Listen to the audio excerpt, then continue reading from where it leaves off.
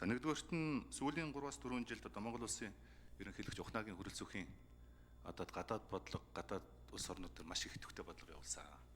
Маш их идэвхтэй бодлого явуулсан. Олон улс оронд амжилттай айлчлалтай олон улс орнуудын төрийн дэд хэмжээний айлчлалыг Монгол улс зохион байгууллаа. Бас баццэг сайд бас талархах хэрэгтэй гэж бодож байна. За одоо тэгээд цөмөрөж яхаа ажил хийдэг ард түмэн болох хэрэгтэй. Ажил хийдэг. Энэ ерөнхийлөгчийн айлчлалын үеэр хийгдсэн энэ бүх гэрээ хэлцээрүүдийг бид нар ажил хэрэг болгох хэрэгтэй. Ингэжээж Монгол улс эдийн засгийн хувьд одоо тусгаар тогтносон улс болно. Бодтойгоор. Тэр нэг талаасаа их тийм азтай элчин сайдаар томилогдож байна гэж бодож байна.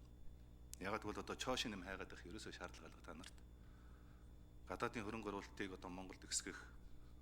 За ингээд энэ томоохон мега төслүүдийг эхлүүлж байгаа улс орнууд дээр одоо элчин сайдаар томилогдож байна. Францад мөнх хөргөл сайд маань Роногийн гэрээ. За энтгэх томилж байгаа элчин сайд маань мэдээж энэ газрын тосны үйлдвэр.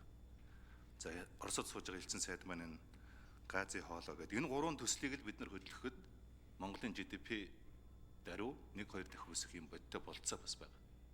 Ажил нь эхэлсэн.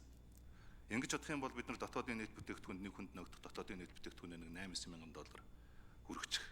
Жинхэнэ утгаараа эдийн засгийн тусгаар тогтнолыг одоо авах юм болцоонууд бас байна. Элчин сайд нараа. Энийг та бүхэн бүр онцгой анхаарах хэрэгтэй гэж бодож байна.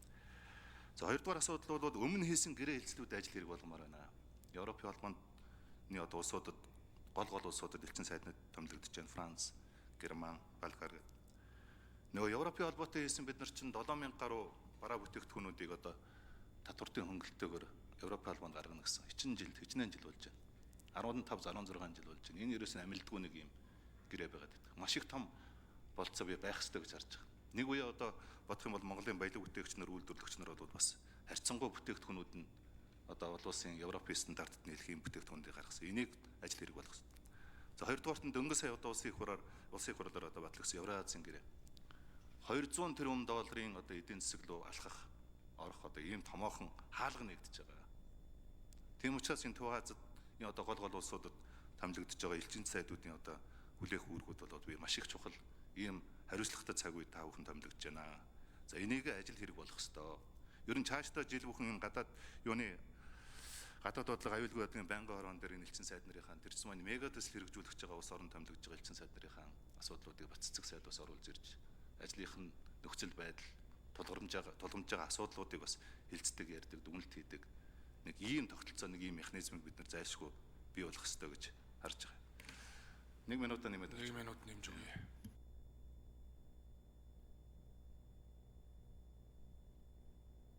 За тийм учраас одоо улсын хурлаас та бүгдийг дэмжлэг авна гэж бодож байна. Та бүгдийн ажил бол очихоосоо илүү одоо өнөөдөр энэ танхимаас та бүгдийн ажил эхлэх ёстой гэж ойлгож байгаа.